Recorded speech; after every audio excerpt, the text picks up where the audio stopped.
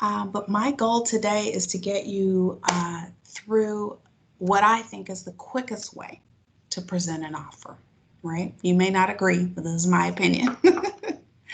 So I'm going to share my screen, I think, and walk through that. I typically, send some, we'll save time at the end to cover any specific questions you may have. So can you guys all see my screen? Thanks, Chris. Hi, Chris. Yeah, hello. Yes, I see it. I see it. Awesome. Thank you. You guys are the best. All right. So does anybody have an active listing? Elizabeth, what's that listing address? Unmute for me. Or were you saying you could see my screen? I was just saying that I was confirming I could see your screen. Oh, sorry cool. about that. Curtis, I know somebody has some active listings, right? I mean, I've got one. You want to use me?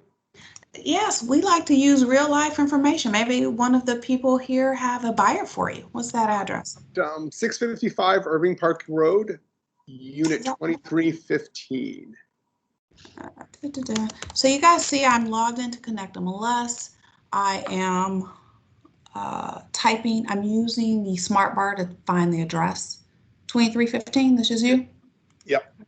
I'm betting you got a buyer agent right here on this call. Mm-hmm. So we're going to use, we're going to use your listing. So let's pretend we are buyer brokers. We have shown this property. We're so excited to work with Curtis. And so my client has decided they want to present an offer, right? So a couple of things. I'm looking at the most recent version. So I'm looking at the 6.0. So if your screen's different, that means you're likely looking at the older version of Connect MLS. And I would encourage you to switch to the modern. So we're going to click on additional information. Do you guys see this drop-down menu at the top? First thing I want to point out is that you guys should download those disclosures. So whenever your clients have identified a property, that's one of the first things you want to do is download the disclosures. And you're going to download and save them as a PDF because you can upload those into .loop so that you can create one loop with all the property disclosures as well. Another helpful tip before I move into actually what I'm supposed to be talking about, find the seller's name. You cannot submit an offer with the seller's line blank. It should not be owner of record. Your lender is going to require that you change the contract. So you may as well take 2 minutes to look it up first. Quickest way, in my opinion, you guys see where it says PIN number on the listing. So you've got to scroll down a bit. So when you click on the PIN number, it's going to bring you to a one-page property tax report. So 2 specific things that I'm looking at, or really 3. Name. So here's my seller's name. I verify the tax because Curtis is another human and he may have transposed the numbers when he added that. But for the purposes of my offer, I want to verify the most recent full tax year, which in our case in Cook County, since we paid taxes in arrears, is 2019. So I need this. I'm verifying that this is the accurate number for my offer. I'm looking at exemptions as well. All right, so any questions on the importance of this step? All right, hearing none. Huh? Oh, I'm sorry, I got a question, Nakia. So is it best practice when looking for this information to do it by clicking the pin and not Remine? This is the Remine report. I'm showing you the quickest way to access it. Oh, wow. Okay, thank you. Disregard. Yep. So everything I teach you guys, keep in mind, especially, once you guys get super busy, you're not going to have time. So my goal here is efficiency, to share with you what I think are the quickest ways. To Christopher's point, yes, you could go here, click on the globe, type in the property address. We're already looking at the listing. You're already in the MLS. So just click the property pin and that'll take you to the quick one-page Remine report, which you can print, also known as saving as a PDF because I'm paperless, or you can launch Remine from this view as well if you want to look for more data. What I need to is to get to the offer, so I just needed to know Matthew's name. That's why we click the pin. So we're going to go back on additional info and we're going to scroll down a bit further. Do you guys see where it says write a contract? Hopefully you do. I can't see you guys, so this is kind of, I know what Rachel's talking about. You're like you're talking to yourself. So click on write a contract, and you have a couple of options. I gotta move my screen here. Create new folder. I'm assuming that many of you may not have had the opportunity to take some of the MLS classes which talk about the folders. So we're gonna just leave it as create new folder. Now, if I want Curtis to know that I'm working on this offer, you guys see where I clicked notify list broker. So once I add the contract to the folder, Curtis is going to get an auto-generated email from me via Connect MLS letting him know that I'm working on an offer. Several different reasons why you may or may not want to use that, but I do want to let you know that. So we're going to create new folder together. We're going to click next.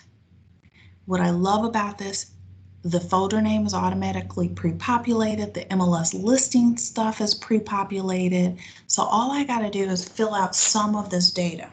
And I'm moving fast because I'm sure if I talk to you at any point, I'm sure I talked about MLS classes. And this is why. So seller, we just looked this up. Matthew Doe, I don't remember his last name. So that's the purpose of looking up the seller's name because I already have, because I want to have it ready. Buyer information. You either can manually enter all of this or you can click look up client. So I've saved my client in Connect MLS. You'll see I've done this exercise before. So my client's last name is Mouse. I've typed their name in this field. I'm going to click narrow. And I think I'll use Minnie Mouse. Minnie Mouse is my buyer. Oh, I should update that email. But Minnie Mouse is my buyer. So everything I've saved in Connect MLS for this buyer is now pre-populated in the appropriate fields. Let's delete that. Okie doke. Let's scroll down a bit further. And my buyer broker information, including my license information, which is now required, is pre-populated. Also, the listing agent's information is pre-populated. So this is saving me time. Now remember, I'm representing the buyer. Hopefully I've talked to my buyer about attorneys or at least sent them, but you may not know at this step yet, so you can skip that. Loan officer, you should know that because you likely have your pre-approval letter. Same as my client, I can actually save my service partners here. So let's see, I don't have any of our GRAs, but I do have a guaranteed rate person who's no longer actually selling or doing loans. But I'm selecting my loan officer from Connect MLS. I'm clicking OK. Don't worry, if you haven't saved it, you can manually type this information.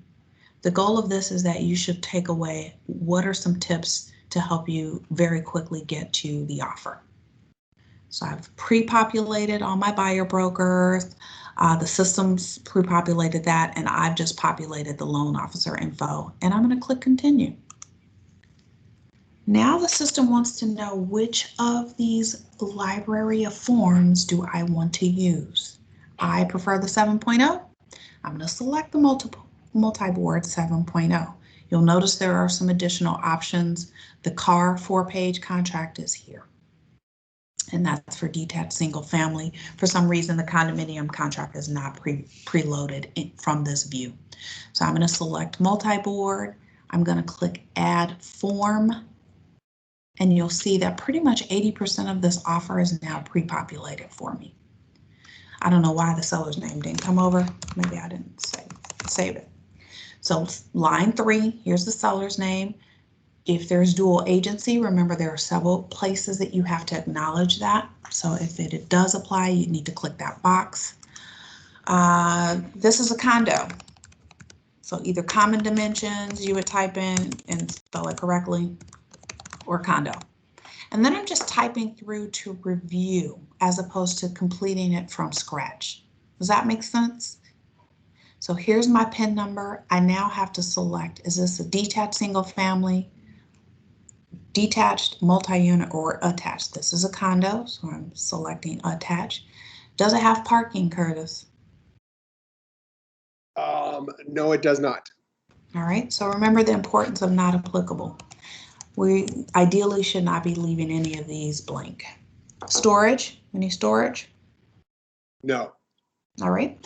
So if it did have a parking or storage, we want to be double checking the tax records to see if it's a deeded parking space. So you guys may have seen listings where the condo says, all right, the condo's 400,000 and the parking's an additional 25,000. Typically in those scenarios, there's a separate PIN number for that parking space when they're trying to sell those separate. So you may want to double check for the PIN number, and you would either select it's deeded, which means there is another tax PIN number, or limited common element, which means that the building actually owns the spot and you're just assigned unit or space number 123. Or just assigned space. So you've got to do some digging between those three options. And now I'm going through the personal property. You'll see some of these have been checked already because it came over from the listing. So everything that the listing agent entered is checked, but you've got to do your due diligence and double check this. When you walk the property, was there any carpeting? Well, that's going to be included. And I don't know if there is, I'm just making it up. Were there any ceiling fans? Likely, those are going to come. They're not going to remove those. So I've got to go back through this list and check all of the personal property that is going to be included in this sale. Light fixtures, those are built in, so they're going to come in. Was there any built-in shelving or attached shelving? Window treatments, did you see any blinds? And the hardware, all of that stuff is you're asking for. Is there a security system? Now remember, your client's still going to be responsible for the monthly fee, but the sellers typically are not going to remove the ADT or Brinks or whomever system that's affixed to the wall. So you got to make sure you go through this list. Is there an intercom system that the building has in place?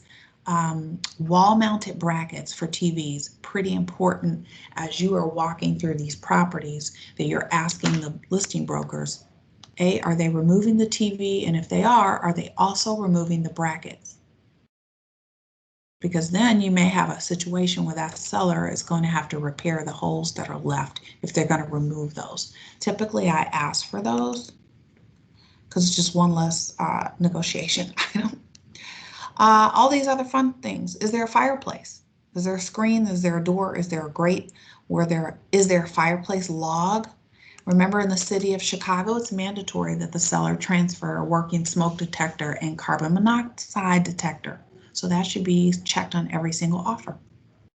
Is there a garage door opener? Any of this other fun stuff. So hardscape, think about like a gazebo on, the property in the backyard. And line 29 and 30 are pretty important as well. So you'll want to make sure you've reviewed the agent remarks and double check with the listing broker. Is there a washer and dryer in the unit? Now, the listing agent may not have checked that it's included, but maybe your buyer is asking for it. So that would be an example that we would type here in line 29, washer and dryer included, and we would also check it in personal property. Now, remember, if the listing agent didn't include it in the listing sheet, it's likely going to be a negotiation item. If the seller has an antique chandelier that they're not willing to part with, then you would, type in chandelier, not included, as an example. And okie doke, or you would just do NA. Neither of these applies. Line 31, pretty important. Unless the seller has specifically, and it's in the listing agreement, says, hey, you know what, this garbage disposal doesn't work and I'm not willing to repair it, then there really isn't very often anything typed here in line 32. When I am representing a buyer, which I don't do anymore very often, everything should be in working condition, or you want to have these conversations ahead of time. So again, let's say the client said, there is a garbage disposal, it hasn't worked, and I'm not willing to repair it. Well, then you would type garbage disposal. You'll want to have this conversation with your client ahead of time. But again, this one's not used very often. Home warranty. So we have our own home warranty company affiliation. So if you've talked to your buyer about that, or maybe you're asking the seller to pay for one of those packages on behalf of your client, you would check this box here. And then what's the purchase price? Curtis, what's the list price on this? I didn't pay attention. I think 189. So I almost never go in full price, but again, you're going to want to do a comparative market analysis. You're going to want to look at InfoSparks and do your due diligence. So let's say we're making an offer of 180,000, right? So we're going to very quickly do that. Closing cost credits. It's important that you talk about these things with your lender, your buyer's loan officer. Sometimes the buyer has saved up down payment and they may not have enough to cover closing cost credits. So you may have this conversation where the buyer needs a credit from the seller in order to close. That is a credit at closing. Typically that's done up front.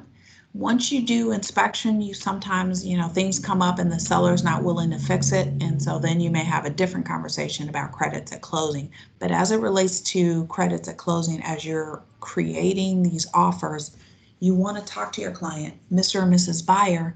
You did indicate that you have the 3.5% or 5% or 10 or 20% down. Did your lender talk to you about closing costs? Because you're going to need about, on average, another 3.5% closing. So let's say my client needs a little help.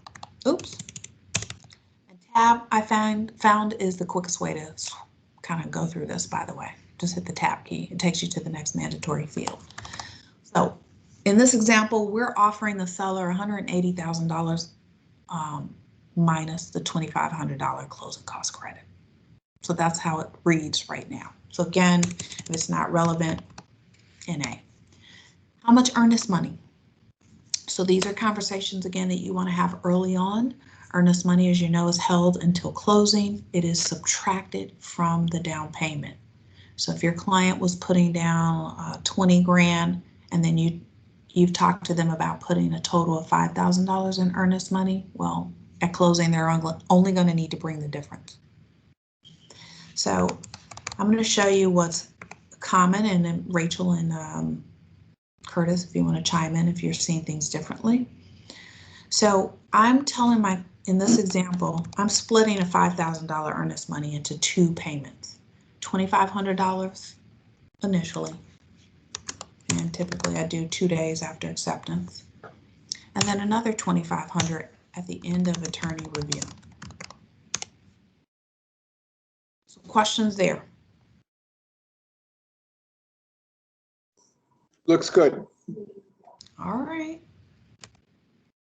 Love, love, love this. Who's holding the earnest money? Remember, in our marketplace, not every brokerage actually holds earnest money. So it's going to be important that you look at the listing sheet at the very bottom where it has like the listing agent's name and contact. There's a field that says holds earnest money, and it's either a yes or a no. So I'm finding more and more often that Coldwell Banker may be, as the buyer's brokerage, actually holding the earnest money. So make sure you're reviewing that in the listing. Closing, again, you want to talk to your lender. You want to look at what's happening in the marketplace, and of course, identify a specific date or range that could be helpful. So what's today? February, I don't even know what today is, you guys. February 5th. So we're looking at March 15th at the earliest closing, right? Financing. What type of loan does your client have? Is it fixed? Is it an adjustable rate? Is it conventional, FHA, VA, USDA, or another type of loan? We are seeing more adjustable rate mortgages with these low interest rates, especially when you get into the jumbo market. So you definitely want to double check with the loan officer. Let's say it's a conventional. How much money is your client putting down? So if they're putting 5% down, then the loan is for 95% of the purchase price. When we tab over to interest rates, this is pretty important because this is kind of one of the outs for your client. Not that we encourage that. What is today's interest rate? Does anybody know? Because I didn't look today. Huh? 2.9. 2.9. Yeah. Crazy, crazy, historically low. But that rate is not guaranteed and it's not locked until you have an executed contract that's submitted by the loan officer. So you've got to allow for some of the fluctuation that's happening in the marketplace. So, for example, I likely would put in 3.5, maybe 3.25. What that means is we go into contract and this file goes into processing, and loan officer says, uh-oh, Nakia, great news, we can move forward. Bad news is the interest rate's going to be 6%. Well, my client could actually get out of that if they did not agree to that 6% because we put a max of 3.5%. Of course, you're going to loop in the attorney very quickly, but that is the importance of that. And you got to make sure you're reminding your client that the rate is not locked until that executed agreement is submitted by their loan officer. All right, how long is the deal or the loan amortized? Typically 30 years, but remember we're seeing some 15s. So you've got to really be in touch with your loan officer. Discount points, and I don't know if is Robin or one of the Guaranteed Rate Affinity are on there. They can actually speak to this. If so. Discount points, sometimes you'll see the buyer, well, specifically for like FHA and VA loans, they may have to pay points on the loan. And sometimes your buyer actually can buy down the rate. So again, you're really going to want to talk to your loan officer if it's an FHA or a VA, and actually USDA as well. If it's FHA, I believe it's 2% is the max. Again, if it doesn't apply, then it's NA. And you're going to go through this whole thing. Very, very important. Your responsibility is to provide them with the disclosures. That's why we looked it up in the MLS, and also the information pamphlets. So you guys already covered this last week. Home built before 1978, lead is required. On condos, level 3 and up, no, level 4 and higher, you do not need radon. Anything under 3, and correct me if I'm wrong. I think it's 3 and up. All right, so make sure. Yes, I believe that's true. Correct. That's correct. Yes. Okay, thank you guys. I'm a little rusty. Keep me honest. Most important though, you've got to send that disclosure, that pamphlet, as well as the disclosure. And so those are found in .loop as well. Real estate taxes. This is a very fun topic. I would encourage you to get on the phone with your favorite attorneys, preferably, of course, those that are affiliated with Burnett Title, and ask what their recommendations are. Many of my attorneys are asking me to leave this as to be determined so that they're negotiating this. But in the past, we've seen, 110%. Because remember, we're asking the seller to give us an estimate of a tax bill that we don't even have yet. Because in Cook County, we pay taxes in arrear. So we don't have the full 2020 tax bill yet. I think the first installment just came out. So this is a negotiation item. So you either can say to be determined, to leave your attorney to negotiate this. Common practice, again, Curtis, let me know if I'm off base on this. 110, 115, sometimes 105. Right? Assessments, all that fun stuff. Make sure you're double checking the listing for master association fees, for detached single family and gated communities. Remember that you could have an annual master association fee. You also want to double check for any specials. Are there any special assessments in place or about to be launched? So you can find that a couple of ways: through the listing, contact the listing agreement, contact the management company. So we have to do a lot of research ahead of time to make sure our clients are protected. So if not, attorney review, remember you can strike through that, but the system is typically 5 business days, and these typically run concurrent with the inspection period. Waiver, I think I heard somebody talk about that last week. What happens if you're waiving an inspection? Well, you want to make sure you not only get that initial, but I probably would have something else, another addendum. I think Carr has one, where you've strongly urged your client to have a home inspection by a professional, and they've waived that opportunity. All right, I'm just scrolling through this. Remember, you're going to have several sets of eyes. You're looking at this the first time.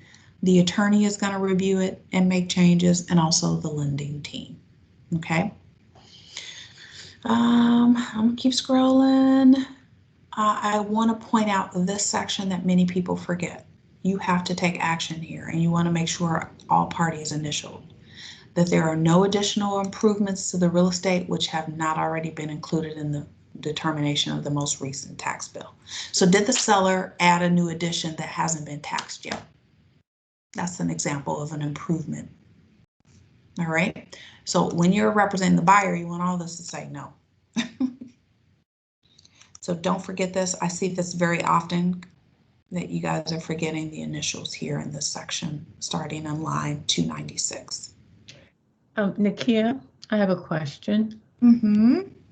On that section there, starting at 296, I was told that the buyers should not initial until the seller's initial. Is that You're something making the offer, so you're creating the document, and you're stipulating on behalf of your buyer that none of these are applicable. So no, But I think that's what my counsel was telling me, that the buyer can't stipulate to those because they don't own the real estate. The seller. I have different counsel. So again, when representing my buyer, I'm going to make sure that, again, I'm checking there are none. And so the seller has to initial for any of this to be fully executory. Got it. So in your scenario, if this seller doesn't initial, then that's something the lawyers will catch. Well, our job is to make sure that we have a fully executed. So if I send this off and the sellers did not initial, then I would reach out to the listing broker. Okay, thank you. If we do not have full initials from all parties, then technically we don't have a fully executed contract. Thank you. Okie dokie. Business days and hours. This is an important paragraph. Make sure you guys are reviewing that. Right? Did you guys know that? Those offers that you're getting on the weekends are technically not business days. So I think when we're looking at the contingencies and the earnest money deposits, make sure you're adhering to that. Okie doke. Other questions? Very important, line 370. Anything below line 370 is only applicable. All right, can we backtrack? I know Christopher had a question about earnest money. Christopher, you want to chime in? I didn't want it to get lost. Oh, I can't see any of that. That's all right, Chris. I'll tell her if you want me to. Yeah, I had a question, and I know Anastasia, if I said it correctly, I apologize. She had a question too, but yes, my question was, is there a suggested earnest money percentage, like a range? Is it really just dependent on how strong you want to make the offer, or is it a 1 to 2% on average? Like, is there a best practice? It's subjective, and I know Rachel and Curtis will chime in, but it's also dependent upon the purchase price. If we're in a multiple offer situation, like at 180, I'll be honest, I'm not likely putting or recommending that my client put 5,000 down. Okay. Right? I might do 1,500 in 2 increments. But yes, the higher the earnest money is typically, it makes it a stronger offer, because really the intent of the earnest money is that, you know, you have enough where the seller feels comfortable that you're not just going to walk away, or your client rather is not going to just walk away from the deal. Okay. But yeah, I've seen some still that as low as 1,000 and they're not doing a second installment. Okay. So those are conversations you're definitely going to want to communicate with your buyers up front. I sort of start that conversation really as early as the buyer consultation. But when you get into the higher price points, you know, you're looking at 500, or really 350, 400 and above, well, you're likely going to be in the higher end of that earnest money. When you get into the luxury market, you're talking, you know, 40, 50 plus $1,000 in earnest money. Okay. Thank So you. Curtis and Rachel, did you have a particular guide that you guys are going by? I'm kind of like you. I don't have a formula per se. It's more of a price range of the home or the condo that we're offering on. It could be a percentage, it could be a dollar amount, but no, I can't say I have a algebraic formula. I'm with you guys. I mean, I kind of also feel out my clients and just see like, and make sure they know what the implications are of putting more down. One thing I will say is if my clients are only financing, you know, they're only putting 5% down, I don't like to tie their entire down payment up in earnest money. So if my clients are putting 20% down, and especially if we're in multiple offers, I might say, yeah, let's put 5% earnest money, right? Because it's not tying their entire down payment into it, and it shows seriousness with the sellers, but that's kind of my rule of thumb. Yeah, I think it's important that you guys ask us as it relates to earnest money if there are any other offers on the table. Because if there are some other offers, you're going to tell your client, hey, we want to put as much down as you're comfortable, because we really want to stand apart from the other offers. Okay. Okay, can I ask a question? Thank you. Yes, ma'am. So my question was about the home warranty. If the seller agrees to provide home warranty, there's an amount you have to put. So let's say it's like $500. And then I, as an agent, go and do an order through AHS, right? American Home Shield. Who is supposed to pay for it? Is it buyer paying and then seller like crediting at the closing table, or how is it? Traditionally, that buyer, I'm sorry, the listing agent or the seller are going to pay at the closing. So Okay. In the transactions I've been a party to, and again, if Rachel or others want to chime in, we make the order. Mm-hmm. So you would let the company know that there's an order that's going to be paid at closing. Okay. So traditionally that's taken care of at the closing, but a great point. You'll want to make sure that whatever that dollar amount that you requested, whether it's 500. So you'll want to take a look with your client as to the different packages and say, hey, this is what we can ask for. But, and Rachel and Curtis chime in, most of the ones I've seen successfully negotiated around the $500 mark. Yeah, I'm with you, Nakia. One thing that I'd like to note, particularly on the AHS, American Home Shield, and we actually just got all their new stuff in the office as well, so you can grab some of those pamphlets. But for condos, the most expensive package, which covers the most, is only $550. So it really is, but that's where you need to pay attention, right? If you're offering on a single family home, you're probably going to want to ask for a $700 minimum. If you're asking on a condo, you know, $550 is fine, but it's very different pricings because obviously they're warranting a roof in a single family home, a basement in a single family home, you know, things like, and a garage usually. So those are things to pay attention to with it. And then I typically like to, when I'm the buyer's agent, I'll actually send like a screenshot, or I'll send the digital flyer to the listing agent to indicate what we're looking at to back that pricing and what we'd prefer to purchase on. It doesn't guarantee that they'll buy American Home Shield, but at least, you know, they can see what we're asking for. Cool. So you guys are seeing we're doing a lot of research before even presenting these offers. But confirmation of dual agency again, but I do want to just highlight line 370. stipulates that the only thing that's applicable below that line are the items that you've initialed, you being the buyer and the seller. So again, confirmation of dual agency. Remember, there are several places we need to identify that. You guys may have noticed home for sale or home sale contingencies. In the MLS, it's HC or HS. That starts in line 375. So if your client has to sell another property in order to purchase the new one that you're making this offer on, you are going to want to get familiar with Section 30 as an example. Oh my God, I have something in my eye, you guys. It's killing me. Sorry. So, and there are two distinct differences. Is it under contract or is it just for sale? So those are two different contingencies that you'll want to be aware of. Maybe 10% of the time you're going to run into that, so not a lot. One other thing that we typically forget about. So again, to Anastasia's question, if you checked yes that there's going to be a home warranty, you've got to initial section 4 or line 451 and enter the amount that you're requesting. Remember, these are all requests at this point.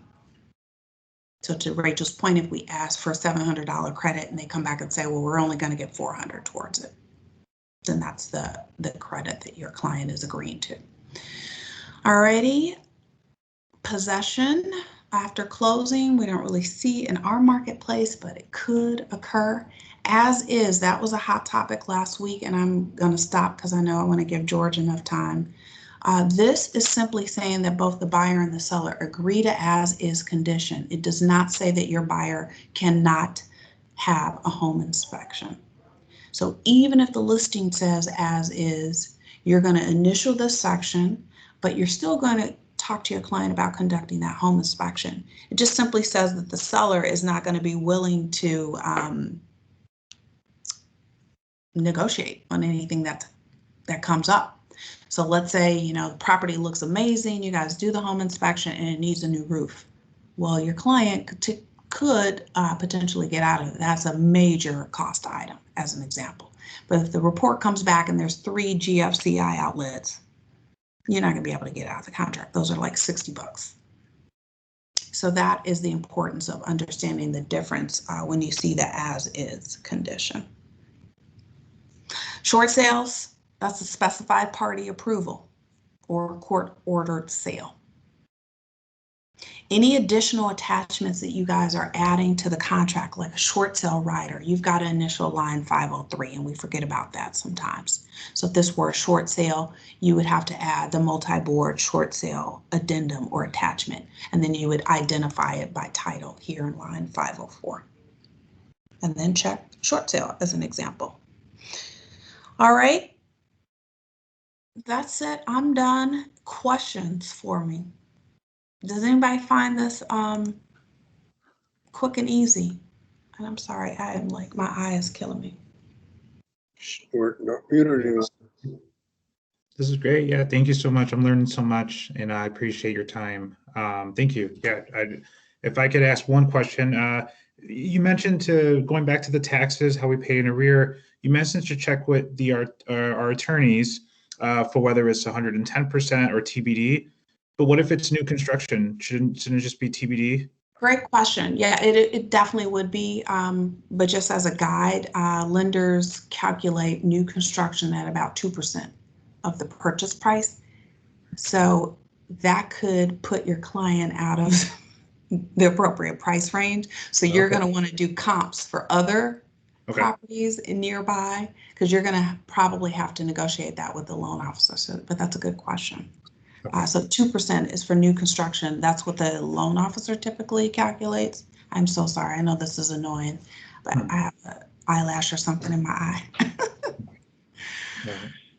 eye. Well, did anybody else find that helpful? Thank you, Chris. You're getting lots of praise in the chat, so thank you so much, Nakia. Okay. All right. Thank you. Thanks, George. Sorry, I took a little bit more time. I'm going to go off camera. Thanks so much. All right, Amazing. George, it is your turn to wow us with your buyer presentation. You can do it one of two ways. You know, you can do it like how Zach did it last time, which was talking to your peers about how you would present it to a buyer, or Yes. you can talk to us like we are the buyer. Totally up to you on how you want to do it. Do you know how to share your screen?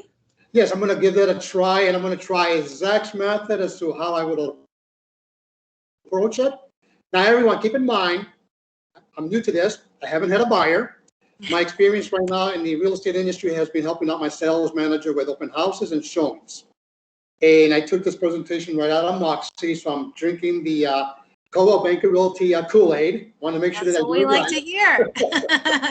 You're going to do great. No nerves. Okay, One thing I would recommend is don't have your chat open because Curtis and I like to leave notes in there and it might distract you. So Okay, no problem at all. that's my only recommendation. Okay, I'm going to try to share the screen. I'll let you know when we see it.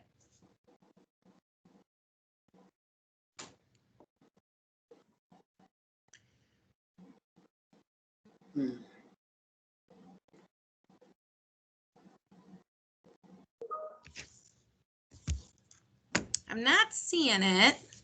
Let me see 1 second here. I'm trying to do it.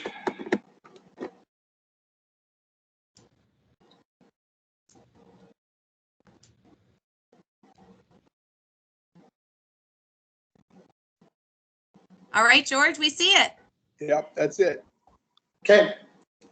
How I would approach it, and Zach, I took some of Zach's pointers here and there, especially the pre-approval. Prior to the appointment, I would ask the client, the buyer, to get a pre-approval letter from the lender. This would make sure that when we start the meeting, it starts in a smooth process, so I set the expectations prior to the meeting. Once we get together at our office, this way I can go ahead and have a stronger position as far as my presentation. I would more or less let them know that the objective, we're going to entail 4 objectives. That's to help them select the right agent, the right broker, identify the wants and needs of a home, as well as select the right representation that best serves their, his, or her needs. Then I start with the next process. I confirm the pre-approval letter, just to find out where they're at as far as before we start the search. Once we confirm the pre-approval letter, I will begin with the buyer presentation questionnaire. I probably won't use this, probably maybe once I'm good at it, I can just more or less use it based on memory. Once we complete that, then I start with the differentiator as far as the company information. And I will start with who we are, what we do, and how long we've been in business. I start with my profile. My profile is short as far as my experience in the real estate industry, and what I tell them is, what I bring as a differentiator is my customer service. From the military to my recent career, got laid off last year after 18 years. So I bring that customer service skill into this industry, along with my sales managing team that has a real estate industry experience over 40 plus years. So they get that as a package. And then the process, what it entails as far as the home search. Hold on a second, it takes a while here.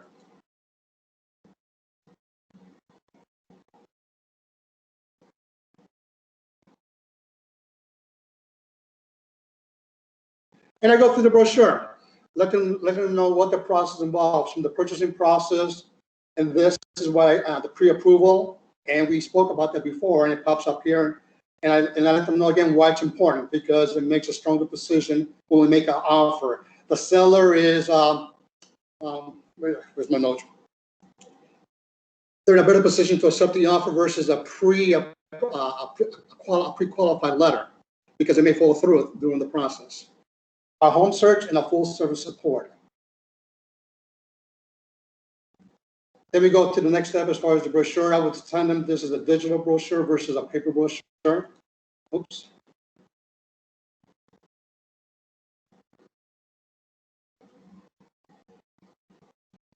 Sorry about that. 1 second here. My Wi-Fi is not the best and it's a slow process here. No worries, you're doing great. And I share with them the step-by-step in the purchasing process. This way they know that we're holding their hands from A to Z. We're looking after their best interests, and they know that we're gonna make sure that everything is covered, all the bases are covered, to make the purchasing process as smooth as possible. And in order to make the purchasing smooth as possible, we go over to the pre-approval, where it comes in, how it plays an important role in the whole processing now.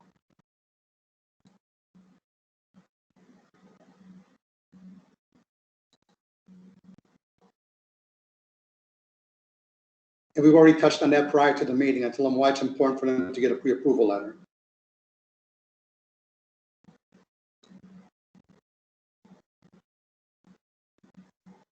By going through the brochure, I let them know what are the tools and resources that CBR offers. We have a long, extensive networking hub. The resources we have to more or less pinpoint what they're looking for. And we also have an exclusive look too, where we're able to have access to homes that are being listed before they go on the MLS. This gives the client a better position to offer a bid before before the public even looks at it.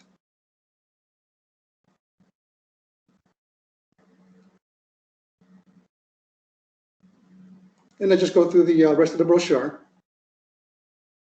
But the main thing is to promote myself, that I'm able, that I'm going to provide them the best customer service possible, and I'm going to be attentive to their needs.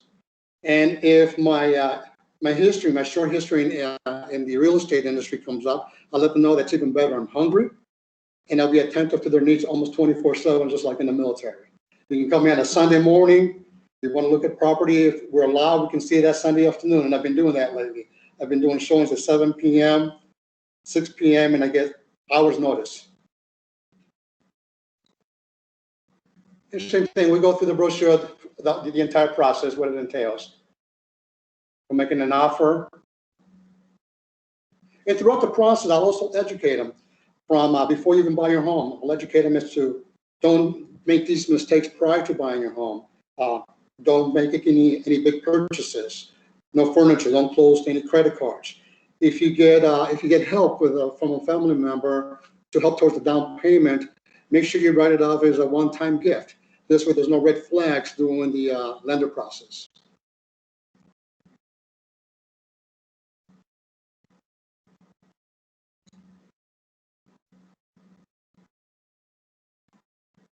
Trying to click on here. 1 second.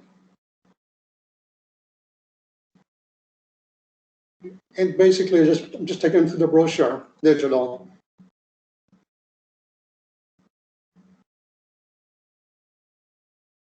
I let them know what it entails, the entire process.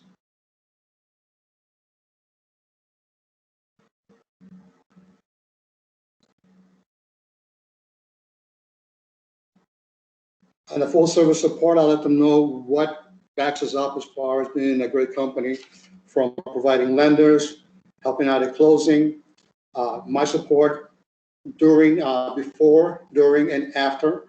And my, what I like to tell clients from the past is, I work on long-term relationships. Instead of just selling and moving on, I like to create a long working relationship where they'll be bought by me from a year from now, 2 years from now, 10 years from now.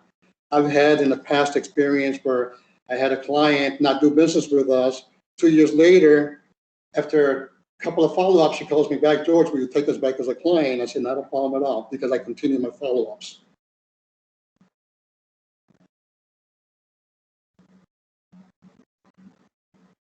And basically this, I try not to go through the whole brochure. Just let them know more or less. I summarize everything as to what the whole process is, and I'll be walking along with them through the entire process from, like I said, from A to Z, let them know what it entails.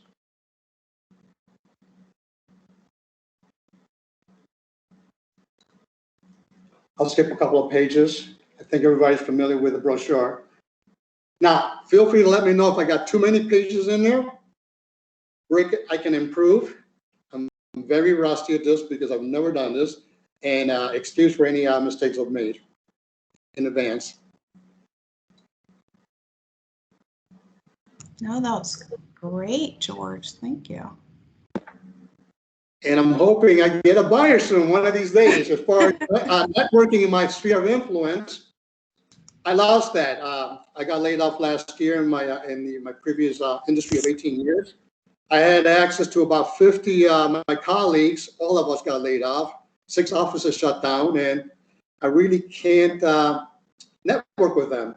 And my other opportunity for as far as networking in my past industry was networking events and walking the trade show events. That's where I get most of my my leads. I generated anywhere between 5 to 10 leads per show just by walking and networking among those shows. I used to cold call. I had a list. I would have a list of 7,000, and I would try to cold call 75 to 150 calls a week because I love cold calling. I had a target audience. Real estate industry, I'm trying to still figure that out as to how to cold call within the real estate industry, and also not to make it go against me because I know about the do not call list. Whereas in the trade show industry, we don't have to worry about that. We can just cold call as crazy as we want. Well, George, a few things. First of all, great job. Thank you. I would say as it relates to the do not call list, you guys remember leverage technology. So we have access to Remind, which allows you to pull a list of prospective buyers or sellers, and also it lists if their numbers are on the do not call list. And I think a message for everybody, use these Moxie presentations just as a guide. You know, you really want to just have the conversation. Don't feel like you have to go step by step by step. You know, I always say, hey, you know, this is an interview for you and I, because we're going to be in a relationship for the next 90 days, right? It's like a relationship. So I'm going to show you all the tools that we have available. Really, this is about you, Mr. or Mrs. Buyer, and how I can help you on this home purchase journey.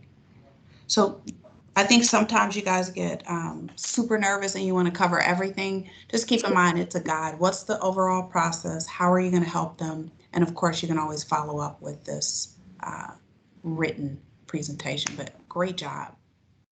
Thank you. Awesome job, George. Way to go. Thank you so much. A couple notes that I put in just to kind of echo everything that Kia said. I love how you started with your 4 objectives, right? Like these are the 4 objectives I have when I meet with a buyer.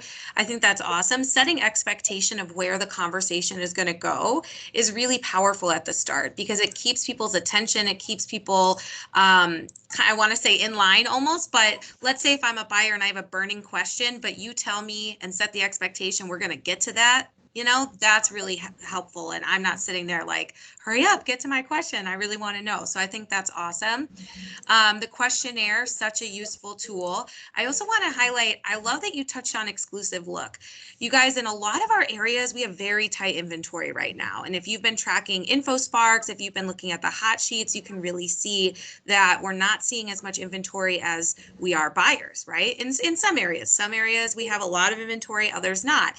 So highlighting to your buyers that you have access to off-market listings that they cannot see, that any buyer not represented by you with Coldwell Banker Realty can't see, that's hugely powerful. You know, also leveraging the PLN, letting them know that there's actually a network where realtors can share pre-market listings as well, and you're active in that and you're going to check on that too. That's really key because especially if they're looking in a tight market, they're looking for an agent that is actively going to try to find them the property, right? And that's really important. I thought you did awesome with that. Thank you. I thank Zach for that one on the exclusive look. Yeah. And the fact that exclusive look has wants and needs. So you're going to be able to also let all of your Coldwell Banker colleagues know that you have a buyer looking for a 4-bed house in Jefferson Park up to $650,000, right? And that's really, really key to make sure that they know that. So I thought you did a phenomenal job. Tech issues and all, let me tell you, I have them every single day. So don't ever let that sweat you out because everybody's very understanding of that these days for sure. Curtis, did you have any feedback? I was going to say, hey, George, good job. You know, what I pulled from it most was that how you differentiate yourself from other agents.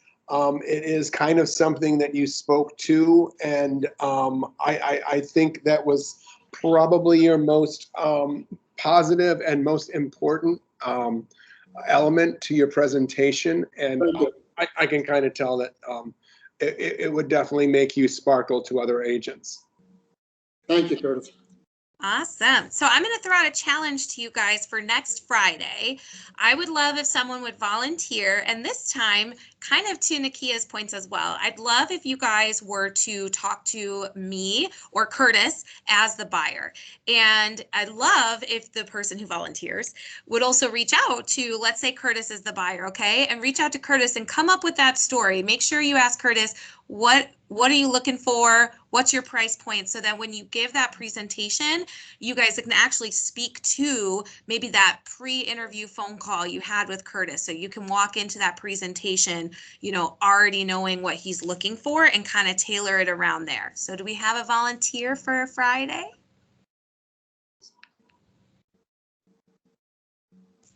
I see Wanda on the call, which I think it's also your birthday. So happy birthday to you. Anastasia, Cynthia. I thought you were going to volunteer Wanda because it was a birthday. I was going to say, that's not nice. No. Can I volunteer by using the buyer's questionnaire? Yeah. You want to do it again and use the questionnaire? Sure. That's fine. You guys are all saved by George. Look at that. He's going to take 2 Fridays in a row. So I really want to see some new volunteers after next week. But yes, George, call Curtis at some point in the next couple days.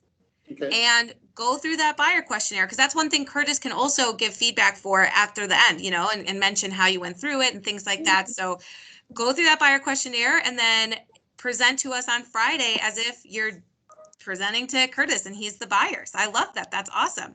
Okay. Real quick, you guys, too. Nikia and I just got an email from David Hacker, and a lot of you guys are actually in the AMP class right now.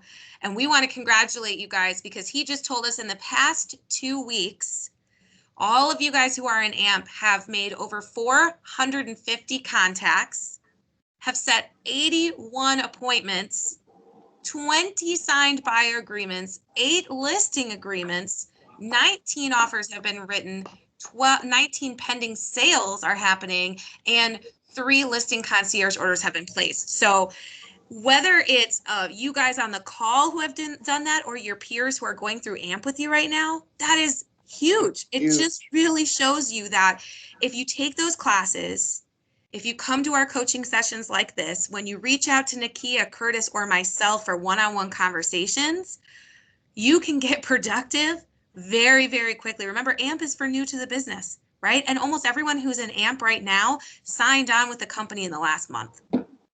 So in 1 month, over 450 contacts made, 19 offers written, 8 of your peers have signed on listings. That's huge. And so, you know, kudos to you guys, huge round of applause, because ultimately it's your business and you guys are definitely taking it by the reins. So congratulations to each and every one of you guys. Yeah. You are who you hang around with. So it's great that you get contagious. If you are working around energetic people that are working it, it just naturally wears off on you. Definitely, definitely. Well, if nobody else has any other questions, it's right at 2 o'clock. I'm so proud of us for keeping true to time. You guys have a safe weekend. It's supposed to get to -3 this weekend. So be safe on your showings. Oh, pro tip, if you guys have any showings and the lockbox is frozen, I encourage each and every one of you guys stop by a gas station, grab a jug of windshield wiper fluid, because that does not freeze. If you put hot water on that lockbox, it will thaw out for the second and it will refreeze, and it will not be great for that listing agent, and you will get an angry phone call. So definitely use the windshield wiper fluid. That is my #1 trick. So stay safe, everybody, and happy birthday, Wanda. You got a lot of love in the chat. Have a great weekend. Happy birthday, Wanda. A good weekend. Call me George.